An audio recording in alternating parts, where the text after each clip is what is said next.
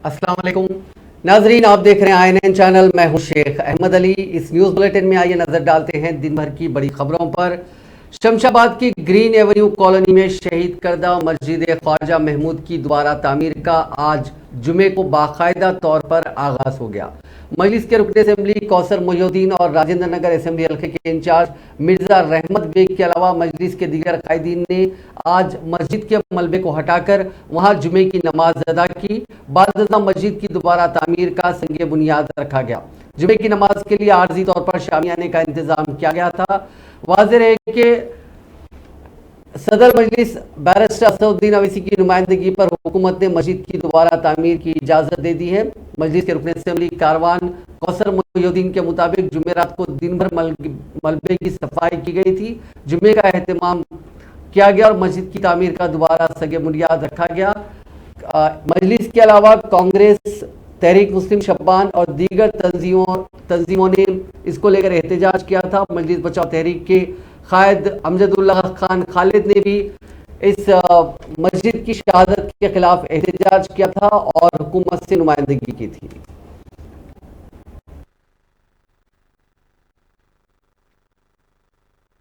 क्योंकि उन्होंने वो मेहनतें और कारिशें की जिसकी बुनियाद पर अल्लाह तबारक व तआला के इस अजीम जगह को और मस्जिद ख्वाजा महमूद को उन्होंने अपने आवाज के जोर पर, अपने बाजू के जोर पर अल्हम्दुलिल्लाह एहतजाजी मुजाहिरे कर उन्होंने इस जगह की हिफाजत फरमाई है। अज़ीज़ान मिल्लत इस्लामिया, कुरान मुक़द्दस की मैंने जो आयत करीमा तिलावत फरमाई है, अल्लाह रब्बुल इज़्ज़त कुरान मजीद में फुरक़ान हमीद में क्या ही खूब अंदाज में यूं इरशाद फरमाता है, इन्नमा यामुरु मसाजिदल्लाहि मन आमन बिल्लाहि वल यौमिल आखिर। अल्लाह ताला की मसाजिद वही लोग आबाद करते हैं जो ईमान वाले हैं और आखिर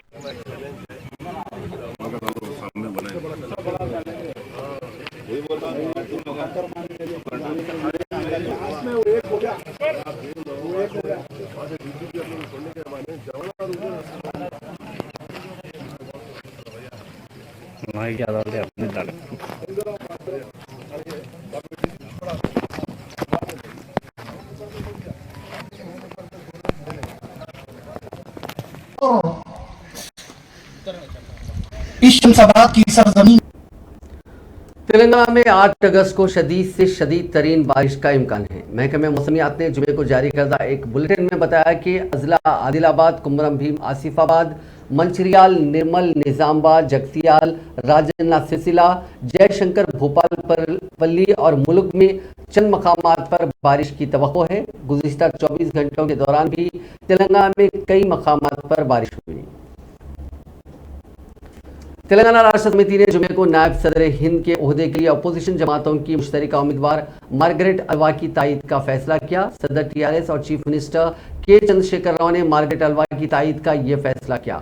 कायद TRS पार्लिमानी पार्टी डॉक्टर के केशव राव ने कहा कि उनकी पार्टी के तमाम 16 अरकान पार्लियामेंट अपोजिशन उम्मीदवार के लिए वोट देंगे। नायब सदर के ओहदे के लिए 6 अगस्त को इंतखाब होने वाला है और इम्कान है कि उसी दिन नतीजे का ऐलान कर दिया जाएगा। कांग्रेस लीडर और साबिक गवर्नर राजस्थान मार्गरेट अलवा का राष्ट्र मुकाबला बीजेपी ज़ेर क़यादत NDA के उम्मीदवार और जगदीप धनकर से है। TRS ने गुज़िश्ता माह मुनक़िदा सदारती इंतखाब में भी अपोजिशन जमातों के मुश्तरका उम्मीदवार यशवंत सिन्हा की तायद की थी, जिन्हें NDA उम्मीदवार द्रौपदी मुर्मू ने शिकस्त दी थी। वज़ीर सेहत T हरीश राव ने जुमे को इंकशाफ किया कि रियासती हुकूमत ने सरकारी और खानगी दवाखानों में नॉर्मल जचगियों के बजाय गैर ज़रूरी तौर पर सीजेरियन जचगियों की रोकथाम के लिए कई इक़दाम का आगाज़ किया। माँ का दूध पिलाने के आलमी हफ्ते की तकारीब के मौके पर गवर्नमेंट वेटरनिटी हॉस्पिटल पेटला बुरुज में मुनक़िदा तकरीब को मुखातिब करते हुए हरीश राव ने वाज़ेह किया कि हुकूमत का अहम मकसद यह है कि किसी भी कीमत पर सीजेरियन जचगियों की तादाद को कम किया जाए और इस मसले से निपटने के लिए हमारुकी महाजों पर इक़दाम शुरू कर दिए गए हैं। उन्होंने कहा कि इस मंसूबे के एक हिस्से के तौर पर नॉर्मल डिलीवरी की हिम्मत अफजाई के लिए उन दवाखानों के स्टाफ को माली मराद दिए जाएंगे। इसके अलावा रियासती हुकूमत ने आरोग्यश्री हेल्थ इंश्योरेंस स्कीम के तहत हर सीजरियन जचगी के लिए जो 11,000 रुपए का कवरेज मुकर्रर किया था उसे खत्म कर देने का फैसला किया है। उन्होंने कहा कि आरोग्यश्री के तहत सीजरियन जचगी के लिए 11,000 रुपए के कवरेज से नॉर्मल जचगियों पर मनफी असर पड़ रहा था, इसीलिए हुकूमत ने गैर जरूरी सीजरियन जचगियों की रोकथाम के लिए इस रकम को रोक देने का फैसला किया। इस सिलसिले में हामिला खवातीन के अलावा उनके शोहरों, ससुराली अफराद और मजहबी स्कॉलर्स में भी बेदारी पैदा की जाएगी, क्योंकि अक्सर मौक़ों पर यह देखा जा रहा है कि हामिला खवातीन मजहबी स्कॉलर्स के मशवरों के मुताबिक मुकर्रर तवारीख पर सीजरियन जचगियाँ करवा रही हैं। उन्होंने मजीद कहा कि फिलवक्त सरकारी दवाखानों में 45% और खानगी दवाखानों में तकरीबन 80% जचगियाँ सीजरियन तरीक़ेकार के तहत अंजाम दी जा रही हैं। फिलवक्त सरकारी दवाखानों में 90% जचगियाँ सीजरियन हुआ करती थी। गुज़िश्ता 6 माह के दौरान में इसमें 10% की कमी हुई है।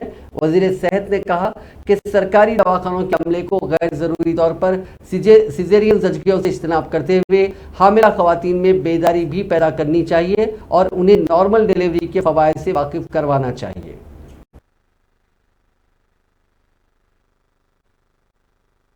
మదర్ మిల్క్ బ్యాంక్ అని ప్రారంభం చేసినాం. మదర్ మిల్క్ బ్యాంక్ అనేది ఎందుకు అవసరము అంటే తల్లిపాలు పిల్లలకు కొంతమందికి దొరకడం లేదు. పిల్లలు ఏదైనా కారణాల చేత మరి ఎర్లీ డెలివరీ అంటే 7 నెలలకు 8 నెలలకే కాన్పైన సందర్భాల్లో కానీ ఇందాక ఒక అమ్మాయి బ్లడ్ ఇన్ఫెక్షన్ వచ్చింది మా బిడ్డకు అని చెప్పారు. అటువంటి పిల్లలకు రోజుల తరబడి మరి ఎన్ఐసియులో వాళ్ళకి ట్రీట్మెంట్ ఇచ్చినప్పుడు వాళ్ళు తల్లిపాలకు దూరం అవుతా ఉన్నారు. మరి తల్లిపాలు అనేటువంటివి శ్రేష్టమైనటువంటివి, అవి ఇంకా దేనితో కూడా మనము తీర్చలేం, అది ఇంకొక రూపంలో పిల్లలకు అందించలేం. తల్లిపాలు అనేటువంటివి అమృతంతో సమానము అంటారు. సో అలాంటి తల్లిపాలు ఇవ్వడం ద్వారా ఆ పిల్లలు తొందరగా రికవరీ అయ్యి తొందరగా ఆరోగ్యవంతులుగా తిరిగి ఇంటికి వెళ్ళడానికి అవకాశం ఉంటుంది. సో ఎన్ఐసియులో రోజుల తరబడి పిల్లలు ఎవరైతే ట్రీట్మెంట్ పొందుతున్నారో ఆ పిల్లలకు కూడా తల్లిపాలు అందాలనే ఉద్దేశంతో ఇవాళ మిల్క్ బ్యాంకును మన పేర్లబుర్జి ఆసుపత్రిలో మనం ప్రారంభం చేసుకున్నాం. మరి ప్రపంచ ఆరోగ్య సంస్థ ఆగస్టు 1వ తేదీ నుంచి ఆగస్టు 7వ తేదీ వరకు వారం రోజుల పాటు తల్లిపాల వారోత్సవాలను ప్రపంచవ్యాప్తంగా కూడా జరుపుతూ ఉంటారు. అంటే ఈ తల్లిపాలు అనేటువంటివి చాలా శ్రేష్టమైనటువంటివి. దీని యొక్క ప్రాముఖ్యతను మరి కాబోయేటువంటి తల్లులకు వివరించాలి. टीआरएस के कारगुजार सदर व वजीर बल्दी नज़्म-उन-नस्ब के.टी. रामाराव ने आज ट्विटर पर ट्विटर सारिफीन के मुख्तलिफ सवालात का जवाब दिया। एक सवाल के जवाब में केटीआर ने कहा कि वो चीफ मिनिस्टर ओहदे के उम्मीदवार नहीं हैं। चंद्रशेखर राव एक बासलाहियत चीफ मिनिस्टर हैं और तेलंगाना के अवाम की दुआओं से वो हैट्रिक मारेंगे। वक्फे से केटीआर नौजवानों बिलखुसूस तालीम याफ्ता तबके के मसाइल, मौजूदा हालात पर ट्विटर पर आज केटीआर के नाम से एक प्रोग्राम मुनक़िद करते हुए सारिफीन के मुख्तलिफ सवालात का जवाब देते हैं। आज उन्होंने इसी तरह के मुख्तलिफ सवालात का जवाब दिया। एक सारिफ ने उनकी सेहत से मुतालिक मालूमात हासिल की। चंद दिन कबल उनके पैर में फ्रैक्चर आ गया था, जिस पर उन्होंने बताया कि वो फिलवक्त सेहतमंद है। एक और सवाल में एक सारिफ ने पूछा कि आने वाले असेंबली इंतखाबात के लिए क्या आप तैयार हैं और टीआरएस से चीफ मिनिस्टर के उम्मीदवार आप ही होंगे, जिस पर केटीआर ने कहा कि मौजूदा चीफ मिनिस्टर चंद्रशेखर राव काबिल और बासलाहियत शख्सियत हैं, आने वाले इंतखाबात में भी वही चीफ मिनिस्टर रहेंगे। एक सारिफ ने पूछा कि बीजेपी के कायदीन इन दिनों तशहीर में काफ़ी आगे निकल रहे हैं और टीआरएस के कायदीन क्यों खामोश हैं, जिस पर उन्होंने जवाब दिया कि खाली बर्तन ज़्यादा शोर करता है। उन्होंने मौजूदा हालात में नौजवानों को लाजमी तौर पर सियासत में हिस्सा लेने का मशवरा दिया। उन्होंने कहा कि नौजवानों को सियासत में दाखिल होने के लिए सियासी खानदान से वाबस्ता होना ज़रूरी नहीं है। तेलंगाना के 142 शहरों मशमूल बल्दियात और कॉरपोरेशंस महकमे जंगलात के इश्तिराक से महकमे बल्दी नज़्म-ओ-नस्क बड़े पैमाने पर शजरकारी का प्रोग्राम मुनक़िद कर रही है। चीफ मिनिस्टर चंद्रशेखर राव की ख्वाहिश के मुताबिक शहरी इलाकों में फ़िज़ाई आलूदगी को रोकने के लिए बड़े पैमाने पर शजरकारी का प्रोग्राम जारी है। इस खुसूस में वज़ीर बल्दी नज़्म-ओ-नस्क व शहरी तरक्यात केटीआर रियासत के अहम शहरों, बल्दियात और कॉरपोरेशंस में हरितारम प्रोग्राम की मुसलसल निगरानी कर रहे हैं। चीफ मिनिस्टर की हिदायत पर 142 शहरों, बल्दियात और कॉरपोरेशंस के 3618 वार्ड्स में शजरकारी का प्रोग्राम जारी है। उन इलाकों में 1602 नर्सरीज कायम किए गए। ग्रीन एक्शन प्लान के मुताबिक 2021-22 में रियासत के उन शहरी इलाकों में 262 लाख पौधों को लगाने का निशाना मुकर्रर किया गया था, तहम उससे कहीं ज्यादा 264 लाख पौधे लगाए गए। माली साल 2022-23 में ग्रेटर हैदराबाद म्युनिसिपल कॉरपोरेशन को छोड़कर रियासत के दीगर 141 शहरी इलाकों में 235 लाख पौधे लगाए गए। जुलाई 2022 तक जारिया साल 72,88,000 पौधे लगाए गए। माली साल 2021-22 में शजरकारी के प्रोग्राम के लिए 283 करोड़ रुपए मख्तस किए गए थे, जिनमें 188 करोड़ खर्च किए गए। तेलंगाना के दारुल हुकूमत हैदराबाद के नाम की तब्दीली से मुताल्लिक जाफरानी जमातों के मुतालबात के दरमियान महकमे आसार खदीमा ने वाजे कर दिया है कि ऐसे कोई तारीखी सबूत या साबिक रिकॉर्ड नहीं मिलता जिनसे ये इशारा मिले कि साबिक में हैदराबाद का कोई दूसरा नाम था। महकमे आसार खदीमा ने यह भी कहा कि चार मीनार पर भी भाग्यलक्ष्मी मंदिर के तारीखी रिकॉर्ड की कोई तफसीलात सरकारी तौर पर दस्तियाब नहीं है। आरटीआई कारकुन रॉबिन जेच्यूस ने कानूनी हक मालूमात के तहत इस सिलसिले में तफसीलात तलब की थी और महकमे आसार खदीमा से मुख्तलिफ सवालात किए थे। 4 अगस्त को मरकजी हुकूमत के इस महकमे ने आरटीआई कारकुन को जवाब रवाना किया, जिन्होंने शहर, इसका नाम और भाग्यलक्ष्मी मंदिर के ताल्लुक से तफसीलात तलब की थी। महकमे आसार खदीमा के हैदराबाद सर्कल में, जिसके तहत चार मीनार और किले गोलकुंडा भी आते हैं, कहा कि इस किस्म की कोई तफसीलात हमारे दफ्तर में दस्तियाब नहीं है। आरटीआई के मुताबिक हैदराबाद का नाम कभी भी भाग्यनगर या भागनगर या कोई दूसरा नाम नहीं था। इस सिलसिले में कोई तारीखी सबूत मौजूद नहीं है या फिर उस वक्त का कोई सिक्का भी दस्तियाब नहीं है जिसमें भागमती या भागनगर की निशानदेही की गई हो।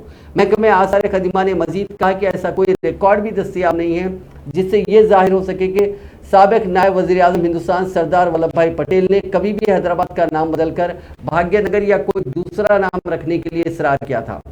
चार मीनार से मुतसिल भाग्यलक्ष्मी मंदिर की मौजूदगी के सबूत के बारे में भी आरटीआई के तहत सवाल किया गया था, जिस पर महकमे आसार खदीमा ने कहा कि ऐसे कोई रिकॉर्ड्स मौजूद नहीं है जिनसे जाहिर हो कि आज जिस मकाम पर चार मीनार मौजूद है वहां कोई मंदिर था।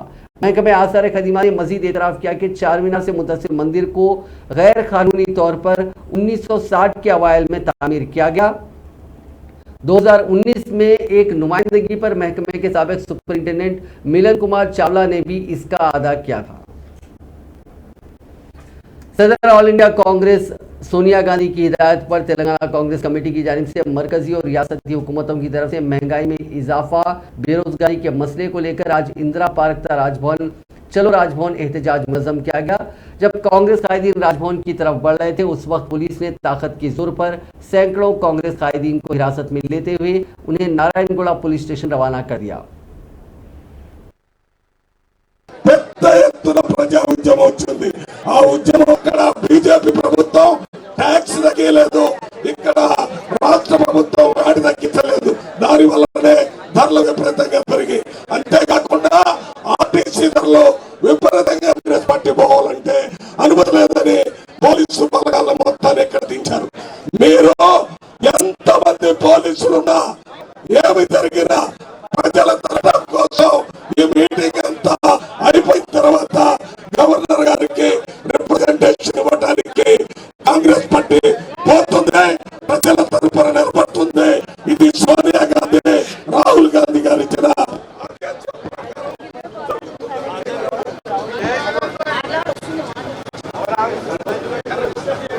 అందరి తరఫున స్వాగతం తెలియజేస్తూ, అదే మాదిరి అంజన్ కుమార్ యాదవ్ గారు, మహిళా కాంగ్రెస్ అధ్యక్షురాలు సునీతారావు గారు,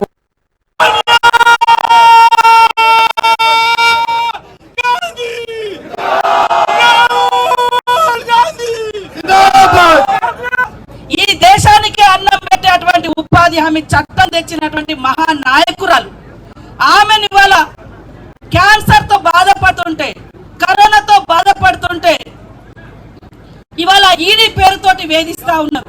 మీకు సిగ్గు శరం ఉంటే ఈ పెట్రోల్ డీజిల్ ధరలు తగ్గియండి, మేము ప్రశ్నించేది కదే। ఇవాళ సామాన్యులు తినేటువంటి హక్కును కాళ్ళ రాస్తున్నారు, కొనుగోలు చేసే శక్తి లేకుండా వేస్తున్నారు, కట్టే బట్ట మీద కూడా ఇవాళ విపరీతంగా పన్నులు వేస్తా ఉన్నారు। మరి దోచుకునే వాళ్ళకేమో రెడ్ కార్పెట్ వేసి వాళ్ళకు దోచి పెడతా ఉన్నారు। ఆయన మోడీ గారట దేవుడట, ఎక్కడ దేవుడా? ఇవాళ దేవుని కూడా రాజకీయంలోకి లాగి రాముడు అంటే అందరు పూజిస్తారు, కానీ రాముడు అంటే కూడా బీజేపీ एसेंशियल कमोडिटीज़ का जो महंगाई बढ़ गया, उसके ऊपर आज पूरा देश में हर असेंबली कॉन्स्टिट्यूंसी हेडक्वार्टर में, हर जिला हेडक्वार्टर में, हर स्टेट हेडक्वार्टर में कांग्रेस पार्टी धरना कर रही। उसके बाद गवर्नर राजभवन मुट्ठड़ी बोल के भी आज कॉल दिए हैं।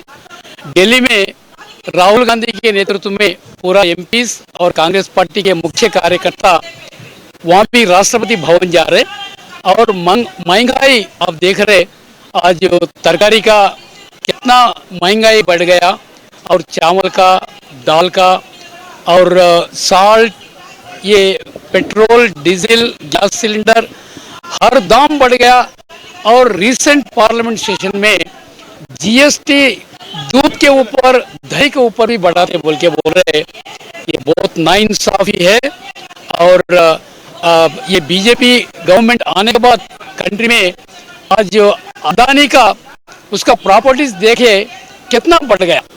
एक ज़माना में ये अपना अंबानी बहुत पैसे वाला था, देश में नंबर 1 था। आज उससे बढ़ के आज अदानी ज़्यादा पैसे कमाया, और वो बीजेपी गवर्नमेंट के हेल्प से कमा रहा हूँ।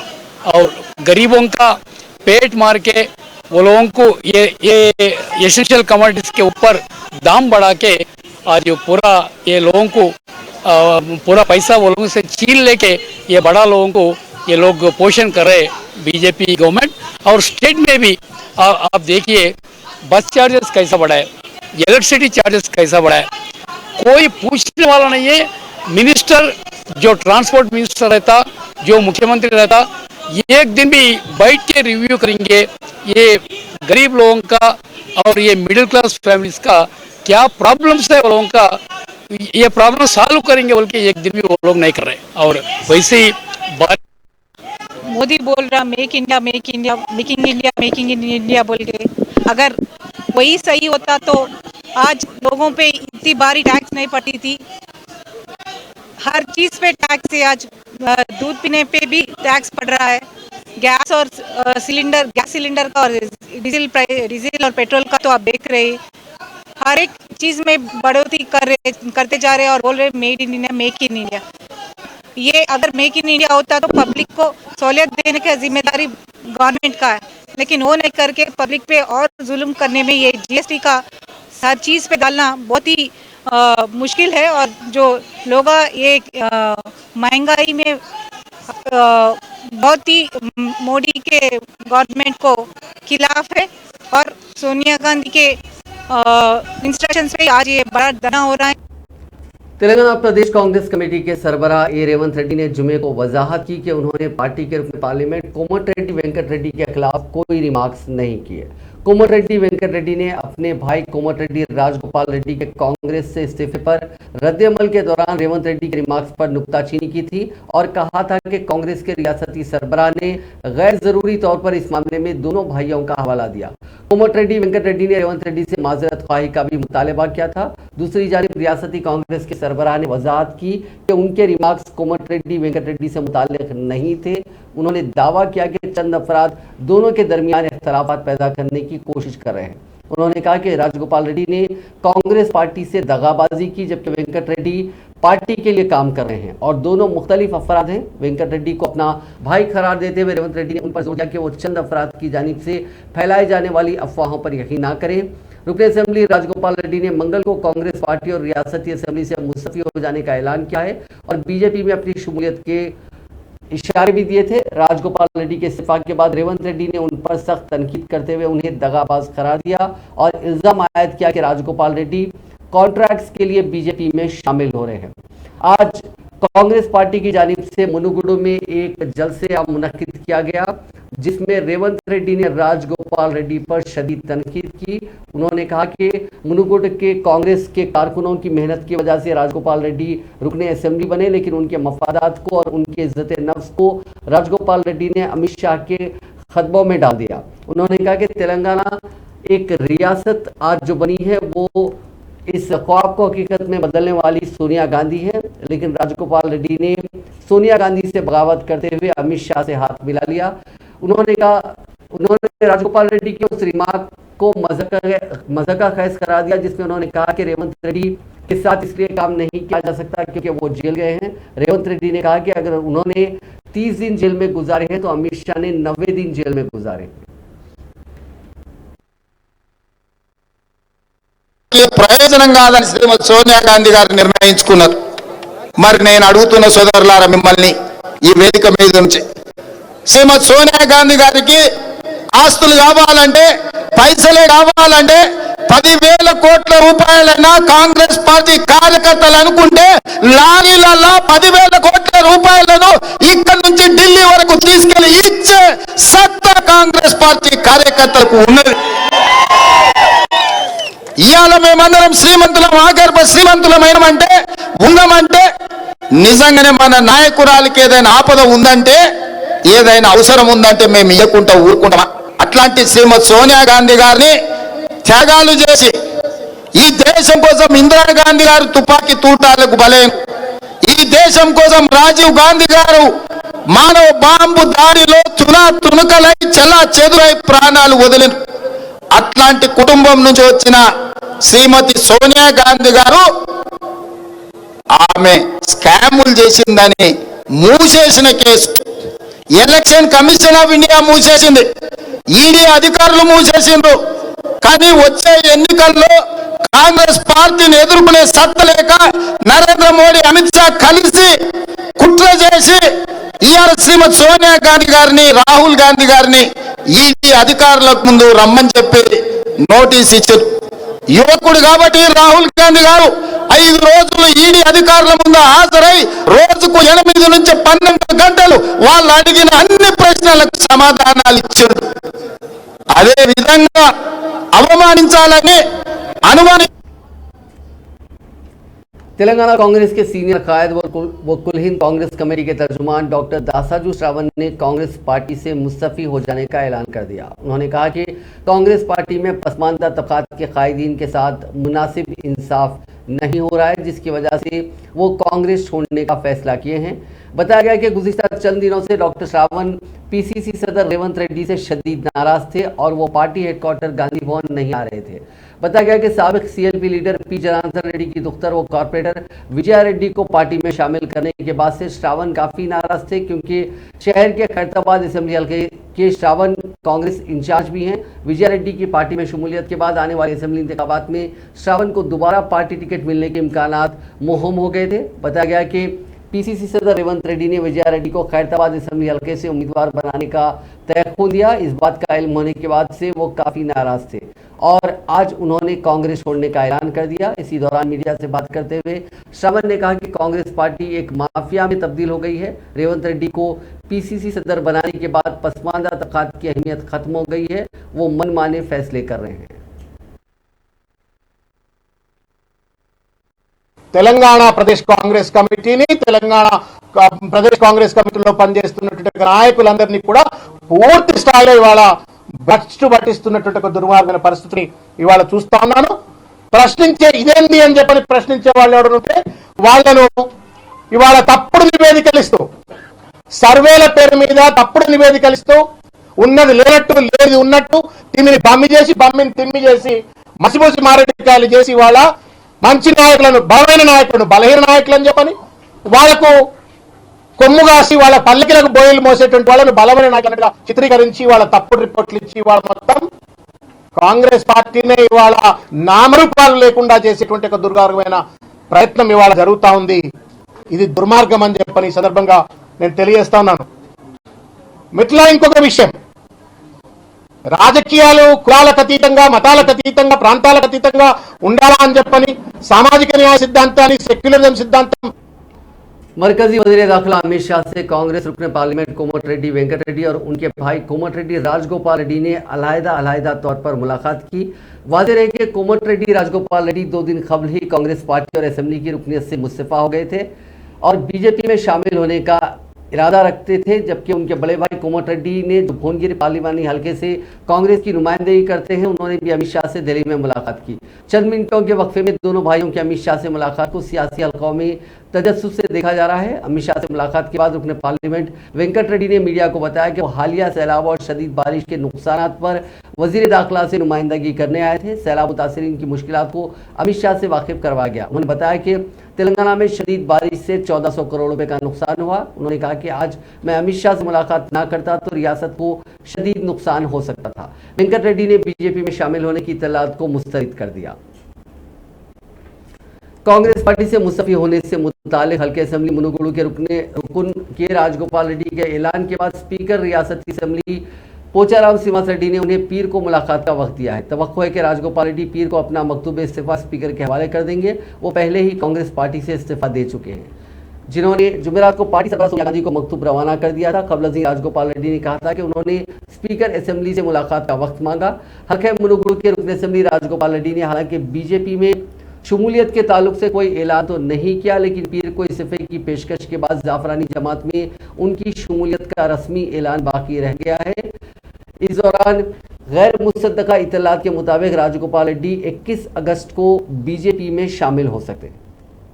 बीजेपी के रियासती सदर बंडी संजय ने अपनी पदयात्रा को आर्जी तौर पर रोक दिया। पार्टी हाईकमान की जानिब से दिल्ली आने की हिदायत पर वो आज शाम दिल्ली रवाना होंगे। वो हफ्ते के रोज नायब सदर जमहूरिया के इंतखाब में अपने वोट के हक से इस्तेफादा भी करेंगे। बाद अज़ा पार्टी के कौमी सदर जेपी नड्डा और मरकजी वज़ीर दाखिला अमित शाह से मुलाकात करते हुए रियासत की ताज़ा सियासी सूरत हाल पर तबादला ख्याल करेंगे। इस मुलाकात में कांग्रेस से मुस्तफी होने वाले रुकन असेंबली कोमट रेड्डी राजगोपाल रेड्डी को पार्टी में शामिल करने का मामला भी जेर बहस आ सकता है।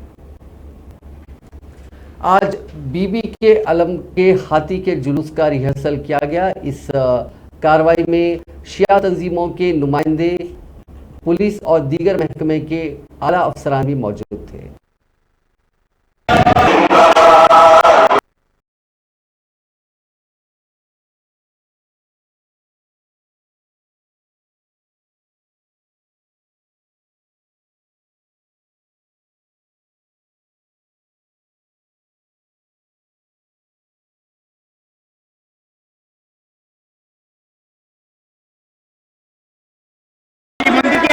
पूरा चार मीनार रहा।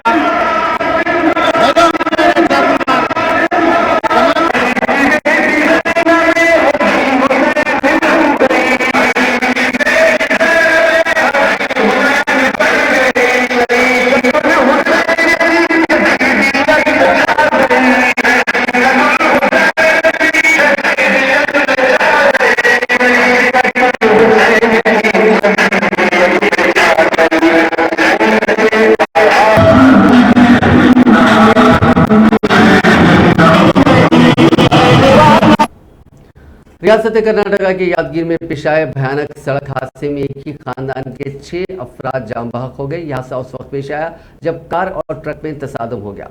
मकामी हादसा पर 4 अफराद की और दीगर 2 अफराद की हॉस्पिटल मुंतकिल करने के दौरान मौत हो गई। कार में सवार अफराद रियासत तेलंगाना के कोटमुलंगल के करीब चितला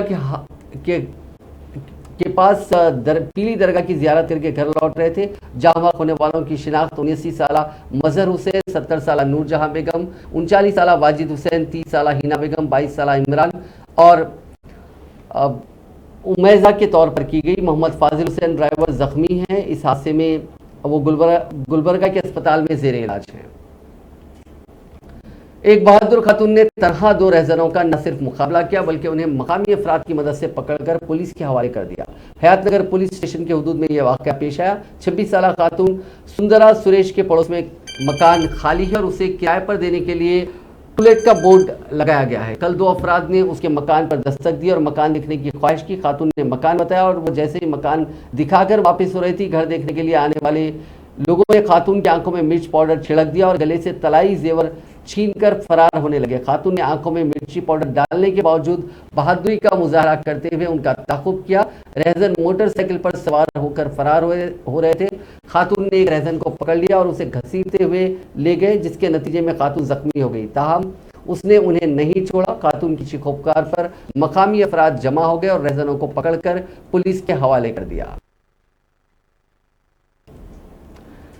नाज़रीन, इस न्यूज बुलेटिन में बस इतना ही। देखते रहिए INN चैनल।